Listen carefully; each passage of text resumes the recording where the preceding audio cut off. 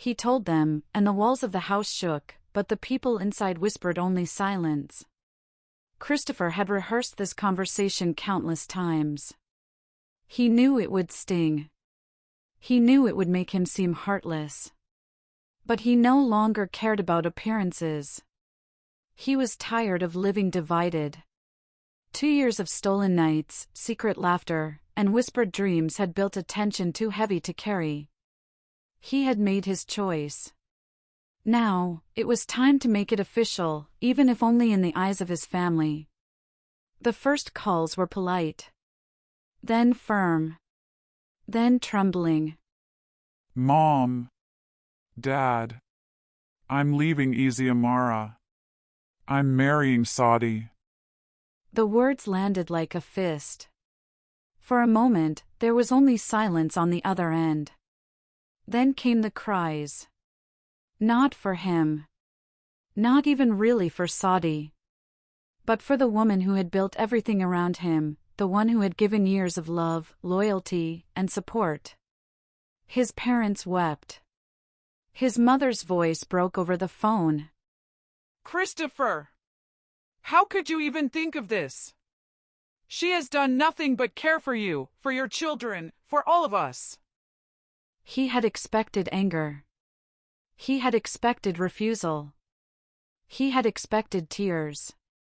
But he had not expected the quiet rage of the heart, the kind that does not explode but festers. It's not about her not being enough, he said, trying to stay calm. It's about me being honest about what I feel, about who I love. His siblings shouted. They could barely breathe through their shock. His younger brother, usually boisterous, whispered. You can't just throw everything away. Christopher's voice hardened, and his next words were his most calculated weapon. I will be miserable for the rest of my life if I don't do this, he said, almost too softly. I will never be happy unless I choose her. Do you want me to be a father who's empty? A husband who's hollow? A son who regrets every choice he ever made? And suddenly, the conversation shifted. The anger receded. The outrage dulled. Even tears seemed tinged with hesitation. He was no longer a son or a brother in their eyes, he was a man on the edge, and the fear of his unhappiness was more compelling than their loyalty to Eziamaraa. Finally, after hours of arguments, sobs, and prayers, they acquiesced. Quietly. Reluctantly. Painfully. Fine. His mother whispered. Do what you think will make you happy, but we cannot bring ourselves to tell her. Christopher paused, disbelief flashing across his face. You won't tell her?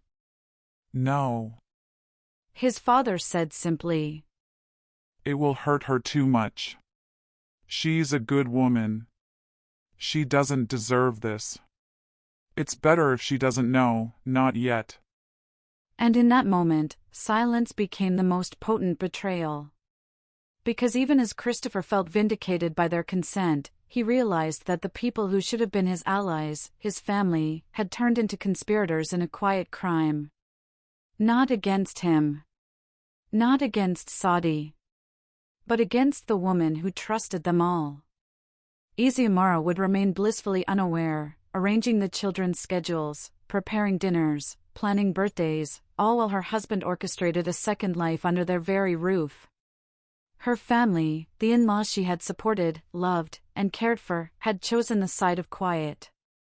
They had chosen to shield her from truth, but in doing so, they became part of the lie. Christopher leaned back in his chair, staring at the ceiling. The decision was made. The plan was set. The family's reluctant approval had given him the courage he needed. But somewhere deep in the pit of his chest, he sensed the weight of what was coming. He would not face opposition when he left Eziamaraa. Not from his family. Not from friends. And soon, not from anyone else. But that didn't make it easier. It made it sharper. Because betrayal isn't loud. It doesn't knock. It doesn't ask permission. Sometimes, it waits politely, wearing the faces of people you love, smiling gently as it breaks everything you once trusted. And for Eziamaraa, the silence of the family she trusted most would be the dagger she never saw coming.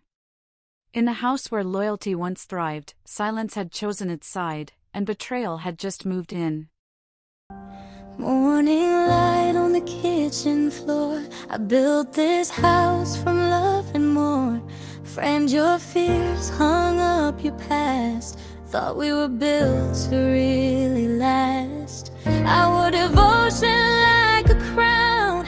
Held you up, I held you down. Skipped my needs to fit your plans. Signed my soul with trembling hands. Was I